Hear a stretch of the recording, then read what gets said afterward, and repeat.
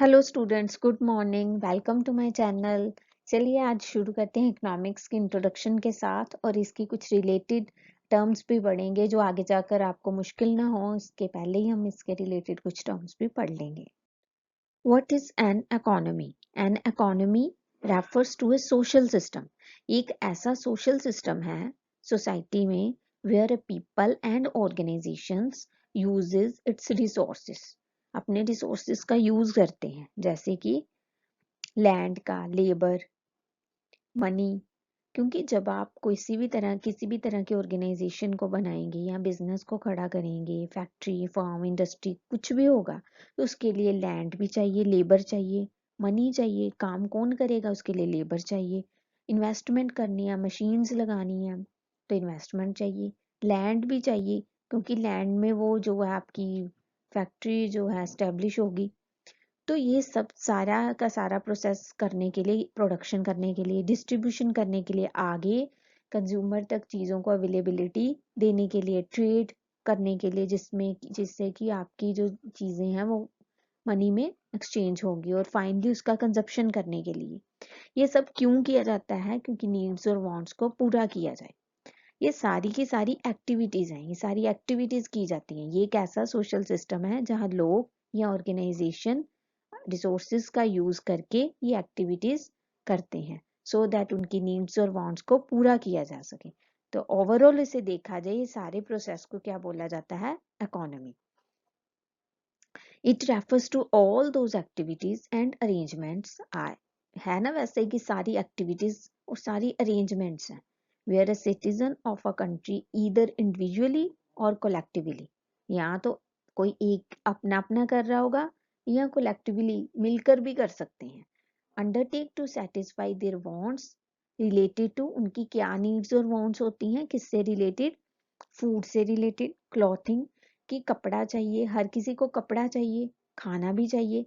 हर कोई हर कोई हर चीज तो नहीं कर सकता कि वो फूड भी क्रिएट कर रहा है, वो क्लॉथिंग भी बना रहा है, क्लॉथ भी बना रहा है, शेल्टर का अरेंजमेंट भी कर रहा है, मेडिकल सर्विसेज या एजुकेशन या फाइनेंशियल सर्विसेज भी वही प्रोवाइड कर रहा है। हर कोई अलग अलग अपना अपना काम कर रहा है, अपने अपना बिजनेस कर रहा है। तो उस हर किसी को हर चीज की जरूरत है, फूड की, cloth, shelter, medical, education services. तो ये सारी सर्विसेज, एक दूसरे की सर्विसेज को पूरा करने के लिए ये सोसाइटी में सोशल सिस्टम क्रिएट किया गया, जिसमें कि हर कोई अपनी अपनी एक्टिविटीज करता है, रिसोर्सेज का इस्तेमाल करता है, जो भी उसे रिसोर्सेज प्रोवाइड हैं, जो भी किसी के पास रिसोर्सेज हैं। किसी के पास ज्यादा लैंड है तो लैंड किसी को सेल कर देगा, किसी के पास मनी ज्यादा है तो वो कुछ क्रिएट करेगा, इन्वेस्टमेंट करेगा। तो किसी के पास लेबर ज़्यादा, वो लेबर का इस्तेमाल करेगा। ये किसी के पास और रिसोर्सेज हैं, नेचुरल रिसोर्सेज हैं या मैन मेड रिसोर्सेज हैं, किसी भी तरह के रिसोर्सेज का इस्तेमाल करके कुछ ऐसी चीज़ों को क्रिएट करना जिसका की प्रोडक्शन हो सके, जिसकी डिस्ट्रीब्यूशन, ट्रेड हो सके, जिसका कंजप्शन हो सके, और मनी क्रिएट की जा सके, मनी जनरेट की जा सके, जिससे कि हमारी नीड्स, ह्यूमन नीड्स और वांट्स को पूरा किया जा सके। तो ये सारा का सारा एक इकोनॉमी में होता है। तो ये इकोनॉमी कहलाएगी, क्योंकि ये सारी चीजें जो हो रही हैं ये एक सोशल सिस्टम के अंडर चल रहा है सब। तो this is called economy. Okay, अब चलिए समझते हैं यूनिट्स ऑफ प्रोडक्शन के बारे में, क्योंकि इकोनॉमी में प्रोडक्शन यूनिट्स तो हैं ही।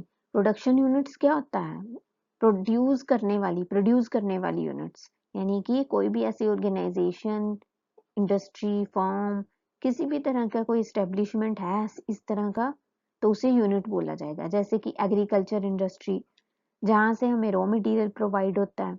मैन्युफैक्चरिंग इंडस्ट्री, अगर मैन्युफैक्चर से रिलेटेड कोई भी काम है तो मैन्युफैक्चरिंग इंडस्ट्री कहलाएगी। कम्युनिकेशन इंडस्ट्री, जो हमारी जो है कम्युनिकेशन को देखती है, हर तरह के कम्युनिकेशन की सर्विसेज प्रोवाइड करती हैं। बैंकिंग एंड फाइनेंशियल सर्विसेज जो होती हैं फाइनेंस सेक्टर से रिलेटेड हैं।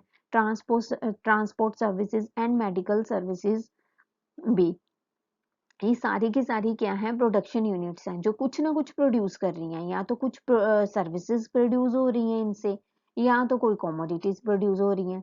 तो सारी की सारी कमोडिटीज और सर्विसेज का आगे जाकर ट्रेड हो रहा है, डिस्ट्रीब्यूशन हो रही है, फिर उसका आगे कंजप्शन हो रहा है, तो इस तरह से मनी बन रही है, मनी जनरेट हो रही है। तो ये सारी चीजें इकोनॉमी में यूनिट ऑफ प्रोडक्शन के नाम से जानी जाएंगी। फिर यही यूनिट्स क्या करती हैं, ये these units also helps to earn a living and exchange of money in the economy, क्योंकि यही यूनिट्स जो है हमें पैसा बनाने के लिए, पैसा कमाने के लिए और इस जीने के लिए जो है हमारी हेल्प करती है।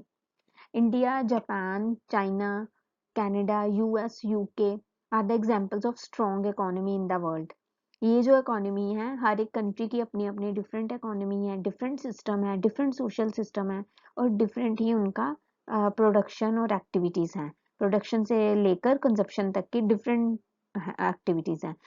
किस तरह से प्रोडक्शन करना है, हर एक कंट्री का डिफरेंट सिस्टम होगा। किस तरह से आगे ट्रेड या डिस्ट्रीब्यूशन करना, हर कंट्री का अपना अपना अलग सिस्टम होगा। इसीलिए कहा जाता है कि इकोनॉमी एक सोशल सिस्टम है और हर एक कंट्री की अपनी डिफरेंट इकोनॉमी होती है। और ये सारी की सारी यूनिट्स ऑफ प्रोडक्शन है जो कि एक कंट्री में हर तरह के और भी होती हैं। ये एग्रीकल्चर है, मैन्युफैक्चरिंग है, ये सारी की सारी कमोडिटीज और सर्विसेज को जनरेट करती हैं।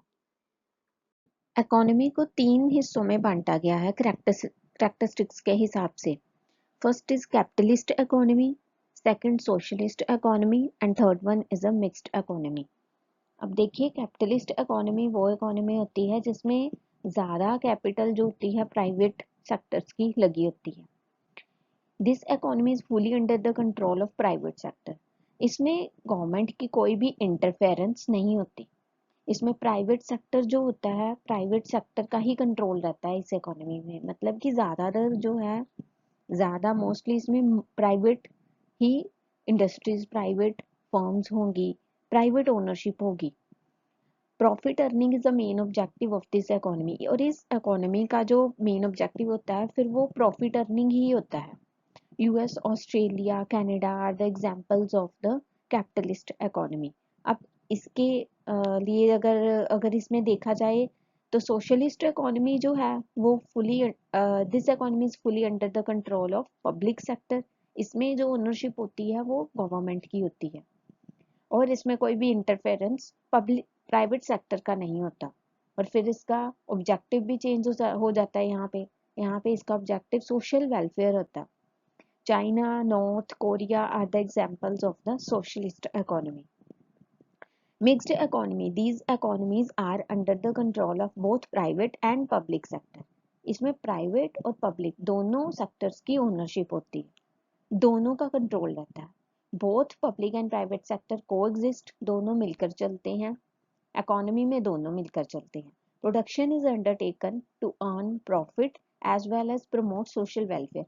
अब इसमें प्रोडक्शन रिलेटेड जो भी एक्टिविटीज हैं वो सारी की सारी प्रॉफिट अर्न करने के लिए तो की जाती हैं और साथ ही साथ सोशल वेलफेयर भी इसमें इनका मेन मोटिव होता है।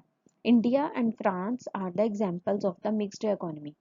कोई भी इकोनॉमी प्योरली कैपिटलिस्ट और सोशलिस्ट तो नहीं होती, लेकिन फिर भी ये जो है इसके टाइप्स में कुछ ना कुछ जो होता है, कुछ कहीं ना कहीं कुछ इकोनॉमीज होती हैं जो प्राइवेट ओनरशिप के अंडर आती हैं और कुछ पब्लिक ओनरशिप के अंडर आती हैं। और ये जो टॉपिक है यहाँ पे हमने इस तरह से हम पढ़ रहे हैं ना, आगे जाके इसको और एक्सप्लेन किया जाएगा जब ये main topic as a main topic आएगा हमारे पास।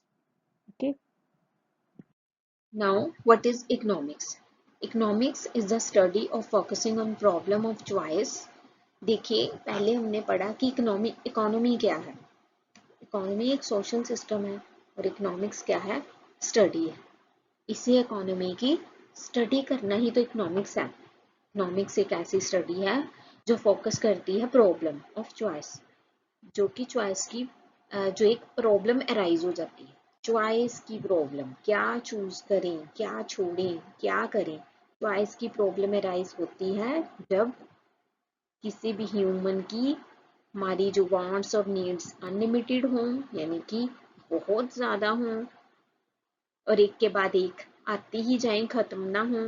Wants and needs are unlimited. Our means and resource, means मतलब रिसोर्सेस, हमारे साधन जो हैं वो कम हों और उन्हीं साधनों के बहुत सारे यूजेस हों। These means and resources having alternative uses। जैसे कि देखिए अगर लैंड है, लैंड क्या है, एक साधन है, रिसोर्स है, मीन्स है, और ये इसके बहुत सारे रिसोर्सेज, बहुत सारे यूजेस हैं। जैसे कि एक ही लैंड पे राइस को भी ग्रो किया जा सकता है, वीट को भी ग्रो किया जा सकता है, या तो उसी लैंड का इस्तेमाल किसी बिल्डिंग को बनाने के लिए यूज किया जा सकता है। अब ये आप पे है, आपकी चॉइस है कि आप क्या करना चाहते हो। ये आपकी जो, अगर ये आपके लिए प्रॉब्लम है तो आपको चूज करना है कि आप क्या करना चाहते हो, सो दैट आप अपनी वांट्स और नीड्स को जो अनलिमिटेड है उसको सेटिस्फाई कर सको। क्योंकि ये क्यों अनलिमिटेड है, क्योंकि हो सकता है आपको रहने के लिए घर भी चाहिए उसी लैंड पे, और आपको कुछ ना कुछ ग्रो करके अपना बिजनेस भी करना है, दोनों ही जरूरी है। तो ये आ गई ना प्रॉब्लम ऑफ चॉइस। ये इसकी study, economics is a study. So economics एक साइंस है that study the human behaviour. ये ह्यूमन बिहेवियर को स्टडी करती है रिगार्डिंग रिलेशनशिप, और ये रिलेशनशिप जो है किसके बीच में बताता है, ends and scarce means, ends means unlimited needs and wants, and scarce means limited resources which have alternative uses, और उसके ऑल्टरनेटिव यूजेस हैं, यानी कि काफी सारे यूजेस हैं। ओके, ये इकोनॉमिक्स एक साइंस है that study the human behaviour, कि ह्यूमन क्या सोचता है, क्या चूज करता है, उसका क्या बिहेवियर रहता है जब वो इस रिलेशनशिप में के बीच, दो चीजों के रिलेशनशिप को के बीच में सोच विचार करता है, जब उसके नीड्स और वांट्स अनलिमिटेड होते हैं और उसके साधन जो हैं लिमिटेड होते हैं, और उसके बहुत सारे यूजेस होते हैं। क्योंकि अक्सर हमने देखा ही है अपनी लाइफ में भी, हमारे बहुत सारी ज़रूरतें हैं लेकिन हमारे पास इतनी चीज़ें नहीं होती कि हम उनको पूरा कर सकें। तो इंसान सोचता है ना यार मैं क्या छोड़ूं और क्या करूं, किस चीज़ को अभी पूरा कर लो, किस चीज़ को बाद में जो है अपने नीड्स को पूरा कर लो। ठीक है, this is called economics. Now come to this, what is economic problem. Economic problem क्या है, पीछे हमने पढ़ा ना कि इकोनॉमिक प्रॉब्लम अराइज होती है जो कि है चॉइस की प्रॉब्लम। तो it is the problem of choice arises when there is unlimited needs and wants, limited resources or means, and those resources have its alternative uses। Reasons क्या है economic problem के, क्यों आती है इकोनॉमिक प्रॉब्लम, यही तीन कारण है। ये रिसोर्सेज कम है, रिसोर्सेज की कमी है, रिसोर्सेज इतने नहीं हैं, और हमारी नीड्स वांट्स ज़्यादा हैं, वो अनलिमिटेड है, वो इनसफिशिएंट है, और उनके रिसोर्सेज जो हैं उनके यूजेस जो हैं, ये रिसोर्सेज के यूजेस ऑल्टरनेटिव है, बहुत सारे हैं। ठीक है, यही कारण है कि इकोनॉमिक प्रॉब्लम यानी कि चॉइस की प्रॉब्लम जो है हमारे पास हमारे आगे आकर खड़ी रहती है, और हमें चूज करना पड़ता है कि हमें कौन सी नीड को पूरा किया जाए, कौन सी नीड को बाद में पूरा किया जाए, कौन सी छोड़ दी जाए, और किस तरह कौन से रिसोर्सेज इसके लिए यूज किए जाएं, और उसके जो अल्टरनेटिव यूजेस हैं, यानी कि हम कौन सा उसका जो है यूज को, कौन से उसके यूज को मेनली यूज करें, सो दैट हमें मैक्सिमम सेटिस्फेक्शन हो, जब हमारी नीड्स और वांट्स पूरी हो तो हमारी मैक्सिमम से मैक्सिमम सेटिस्फेक्शन हो।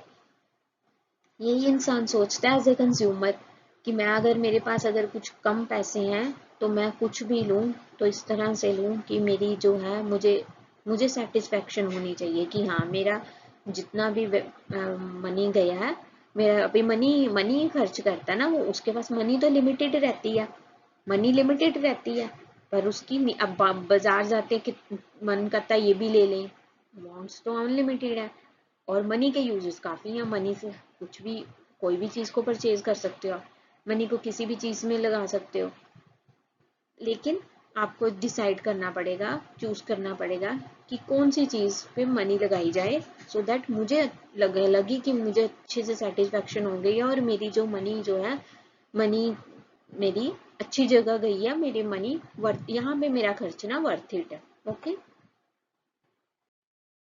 चलिए एक एक करके हम इसे पढ़ते हैं। Scarcity of resources, It is the situation in which the demand for resources is greater than the supply of resources. Demand हमेशा ज़्यादा होगी रिसोर्सेज की, जबकि उसकी सप्लाई जो है रिसोर्सेज की वो हमेशा ही कम होगी। जैसे कि मनी है, मनी की डिमांड हमेशा ही ज़्यादा रहती है। मनी एक रिसोर्स ही है, मनी के साथ हम काफ़ी कुछ क्रिएट कर सकते हैं, मनी एक रिसोर्स है। तो जो डिमांड है ना मनी की वो हमेशा ज़्यादा ही रहेगी, कि मेरे हमेशा ही आपको लगेगा मेरे पास कम है। सप्लाई तो उसकी डिमांड जो है ज़्यादा रहेगी हमेशा ही, लेकिन उसकी सप्लाई कम होगी। सप्लाई ऑफ रिसोर्सेज यानी कि उस जैसे कि अगर मनी रिसोर्स लिया जाए तो आपको लगेगा कि उसकी सप्लाई जो है रिसोर्स की कम है। इस तरह से और भी चीज़ें, जैसे कि लैंड भी अगर ले लें तो डिमांड फॉर द रिसोर्स, अगर हमने कंस्ट्रक्शन करनी है बिल्डिंग की भी और कुछ ग्रो भी करना है किसी तरह की क्रॉप को, तो हमें चाहिए, हम जो सोचते हैं कि हमारे पास लैंड तो यार ज़्यादा होनी चाहिए, एक और होनी चाहिए। तो डिमांड फॉर रिसोर्सेज ग्रेटर ही हमेशा ज़्यादा ही रहेगी than the supply of resources, यानी कि वो लैंड कहाँ से आएगी अगर नहीं है तो सप्लाई ऑफ रिसोर्सेज कम ही रहेगी। where requirements of resources exceeds than the availability of goods। देखा वही चीज आ गई ना, रिसोर्सेज की रिक्वायरमेंट तो ज्यादा ही रहेगी लेकिन अवेलेबिलिटी कम होगी। इसे कहते हैं शॉर्टेज ऑफ रिसोर्सेज, जो कि चॉइस की जरूरत को क्रिएट करता है कि अब तो चूज करना पड़ेगा, अभी शॉर्टेज है रिसोर्सेज की, अब तो चूज करना पड़ेगा, अब क्या करें, राइस या वीट ग्रो करें, राइस करें या फिर कुछ कंस्ट्रक्शन कर लें इसी लैंड को लेकर। ओके, ग्रेटर द स्कार्सिटी, जितनी ज्यादा कमी होगी उतना प्राइस हाई होगा। अगर चीजों की कमी ज्यादा हो रही है, किसी कोई ऐसी चीज है जिसकी कमी है, जो अगर आपके लिए कमी तो सबके लिए कमी, अगर उस चीज की कमी है तो उसका प्राइस ऑब्वियसली हायर ही होगा। जैसे कि land, for example land, labour आपको चाहिए, काम करना है, घर का काम करवाना है, कंस्ट्रक्शन का काम करवाना है या फैक्ट्री का या किसी भी तरह के और बिजनेस में कैपिटल चाहिए, मनी चाहिए, तो ये सारी चीज़ों की स्कार्सिटी ही होगी, ये इन रिसोर्सेज की हमेशा कमी ही रहेगी, ये as compare to the supply of resources, as compare to the जितनी इसकी ज़रूरत है, इसकी अगर ज़रूरत से अगर इसे कंपेयर किया जाए तो उसी हिसाब से इनकी कमी ही रहेगी हमेशा से। Okay, then unlimited human wants, human wants unlimited है, human wants and needs are endless for goods and services, वो कभी खत्म नहीं होती। एक सेटिस्फाई होती तो दूसरी होती तो तीसरी आ जाती है, तीसरी होती तो चौथी आ जाती है, तो ये चलता ही रहता है। It can never be fully satisfied, it increases with the time, ये बढ़ती जाती है टाइम के साथ, ये कभी भी कम या खत्म नहीं होती। जैसे कि एक एग्जाम्पल के साथ मैं आपको समझाती हूँ। A person who have not the facility of fan, एक पर्सन जो है उसके पास फैन नहीं है, बिल्कुल कोई भी फैन नहीं है, पंखा नहीं है उसके रूम में, he would be wish for a fan, wish करेगा कि मेरे पास एक फैन तो हो, चलो गर्मी है इतनी। Once this want satisfied another would be arises, अगर चलो उसने ले भी लिया फैन, अरेंज कर लिया, लेकिन उसके बाद क्या होगा, उसकी एक चीज तो सेटिस्फाइड लेकिन दूसरी जो है नीड उसकी अराइज हो जाएगी। वो सोचेगा कि यार if he would again wish for having a air cooler, कि मेरे पास एयर कूलर भी हो। Once he had air cooler, एक बार उसके पास एयर कूलर आ गया तो another wish for air conditioner arises and this so on. In case of other goods, अगर दूसरी गुड्स को भी अगर देखा जाए तो एक के बाद एक उसकी अराइज होती चली जाएगी, कोई कुछ ना कुछ वांट्स उसकी जो है नीड्स राइज होती चली जाएंगी, कि एक आ गया तो उसके बाद चलो एयर कूलर भी ले लेते हैं, नहीं अब एयर कंडीशनर एसी भी ले लेते हैं। इस तरह से ह्यूमन वांट्स जो है अनलिमिटेड होती है, चाहे ये एक ही टाइम पे नहीं होता, कुछ टाइम रुक के होता है, लेकिन ये चलता ही रहता है। आप खुद भी देखोगे, अगर आपका छोटा घर है आज तो आप सोचोगे इससे बड़ा होना चाहिए, अगर फिर उसमें चले गए तो फिर आपको लगेगा ये इससे बड़ा घर होना चाहिए, ये चीज़ ये है तो इसकी एडवांस चीज़ होनी चाहिए, कोई मेरे पास टेक्नोलॉजी है तो उससे एडवांस टेक्नोलॉजी होनी चाहिए। तो ये नीड्स और वांट्स तो है बच्चे बढ़ती ही जाती हैं आपकी। Thus we can see that wants and needs never come to end or satisfied, ये ना कभी खत्म होती हैं ना ये satisfied होती है। ठीक है, Next is alternative uses. Alternative uses means having many uses. बहुत सारे uses हैं एक चीज के, or and more than one uses. Any commodity or resource having different uses. आपको समझ आ गया होगा कि डिफरेंट यूजेस, बहुत सारे यूजेस हैं एक चीज के, जैसे कि land is used for growing crops in agriculture as well as it can also be used for building home. एक लैंड को क्रॉप्स के लिए भी यूज किया जा सकता है कि उसमें कौन सी क्रॉप को जो है ग्रो करना है, और उसको घर बनाने के लिए भी। इसी तरह से डेवलपिंग पार्क्स, कमर्शियल बिल्डिंग्स और फॉर एस्टेब्लिशिंग स्कूल्स, या तो स्कूल बनाने के लिए या किसी तरह की कमर्शियल बिल्डिंग या किसी तरह का कोई कोई पार्क डेवलप करना है, कुछ भी लैंड को किसी भी तरह से यूज किया जा सकता है। ठीक है, तो ये इसके बहुत सारे यूजेस हैं, जैसे कि agriculture land can be use for growing wheat और राइस, या तो हम उसे व्हीट के लिए यूज करें या राइस के लिए यूज करें या अदर क्रॉप या किसी और तरह की क्रॉप के लिए यूज करें। तो ये it can also be use for, ये कंस्ट्रक्शन, घर की कंस्ट्रक्शन के लिए भी यूज हो सकती है। Which decision we have to take, क्या डिसीजन लेना हमने, क्या चाहते हैं हम उस सेम लैंड पे क्या करना चाहते हैं, what we want to do on same land, क्या करें, यही तो एक चॉइस है, क्योंकि उसके ऑल्टरनेटिव यूजेस हैं। ये हमें चूज करना पड़ता है, हमें कौन सा डिसीजन लेना, हमें कौन सी नीड को पूरा करना है, सो दैट हमें मैक्सिमम सेटिस्फेक्शन हो। जैसे कि steel has many uses in manufacturing cars, bridges और मशीनरी, और पेट्रोलियम के भी बहुत सारे यूजेस हैं, व्हीकल में आप उसे यूज करते हो, जनरेटर्स में, मशीनरी में। इसी तरह के मिल्क के भी काफी यूजेस हैं, उससे भी बहुत सारी चीजें बनती हैं, कर्ड बनता है, चीज बनता है, घी निकलता है, बहुत कुछ बनता है उससे, मिठाइयाँ बनती हैं। ठीक है, ऑल्टरनेटिव यूजेस है किसी चीज के, बहुत सारे यूजेस होना। ओके, चलिए अब पढ़ते हैं अपॉर्चुनिटी कॉस्ट के बारे में। अपॉर्चुनिटी कॉस्ट एक अलग से टॉपिक है। Opportunity cost is the cost of next best alternative, एक ऐसा दूसरा विकल्प, एक ऐसा दूसरा चॉइस जो हमने छोड़ दी है, लेकिन उसके बदले में एक हमने चूज कर ली है, और जो दूसरी छोड़ी है उसकी जो कॉस्ट है उसे अपॉर्चुनिटी कॉस्ट बोला जाएगा। It is a cost of giving up one opportunity. जब हमारे पास दो अपॉर्चुनिटी या दो से ज्यादा अपॉर्चुनिटी आती हैं, तो हम एक अपॉर्चुनिटी को चूज करते हैं, बाकी को छोड़ देते हैं, और जो उसकी कॉस्ट होती है उस अपॉर्चुनिटी को, उस अपॉर्चुनिटी की उसे अपॉर्चुनिटी कॉस्ट बोला जाता है। Okay, it is a cost of giving up one opportunity in order to take another one, the next best alternative. जो दूसरा विकल्प है, नेक्स्ट बेस्ट ऑल्टरनेटिव, जो दूसरा बेस्ट ऑल्टरनेटिव है, that must be given up with comes with the cost, उसकी भी कोई कीमत होगी ना, हमने छोड़ दी, उस जो कीमत को छोड़ा वो कॉस्ट जो है अपॉर्चुनिटी कॉस्ट कहलाएगी। चलिए एग्जाम्पल के साथ समझते हैं। अमन हैज 3 ऑफर्स रिगार्डिंग जॉब। समझ लीजिए कि अमन के पास 3 जॉब्स का ऑफर आया है। First one is a job offer in a bank, 20,000 salary के साथ। सेकंड जो उसकी ऑफर आई है स्कूल में आई है, 25,000 सैलरी के साथ। थर्ड उसे ऑफर आई है work manager in a company में, के इन द कंपनी में आई है 30,000 सैलरी के साथ। अब वो कोई भी चूज कर सकता है, 20,000 वाली, 25,000 वाली या 30,000 वाली। अब वो कुछ भी अगर चूज करेगा तो उसके बदले में दूसरी को तो छोड़ेगा ना, बाकी दो को तो छोड़ देगा ना। तो जो छोड़ी है, जो गिव अप कर दी है, जो सेक्रीफाइस कर दी है, वो ही उसकी अपॉर्चुनिटी कॉस्ट होगी।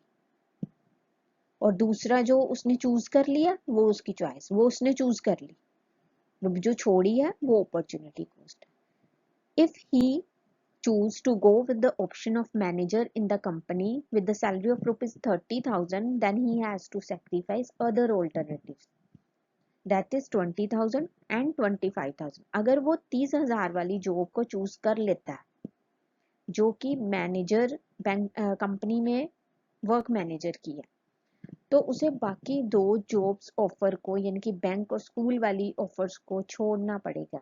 हुआ है 20,000 एंड 25,000। यही इसकी अपॉर्चुनिटी कॉस्ट होगी। अगर उसका मन कर रहा है कि नहीं मैं तो तीनों कर सकता हूँ या दोनों दो जॉब्स कर सकता हूँ, बट एट अ टाइम तो आप एक ही अगर जॉब कर रहे हो आप दूसरी जॉब साथ साथ नहीं कर सकते। कुछ ऐसी चॉइस होती हैं जब हम एक चीज चूज कर ली तो दूसरी को हमें छोड़ना ही पड़ता है।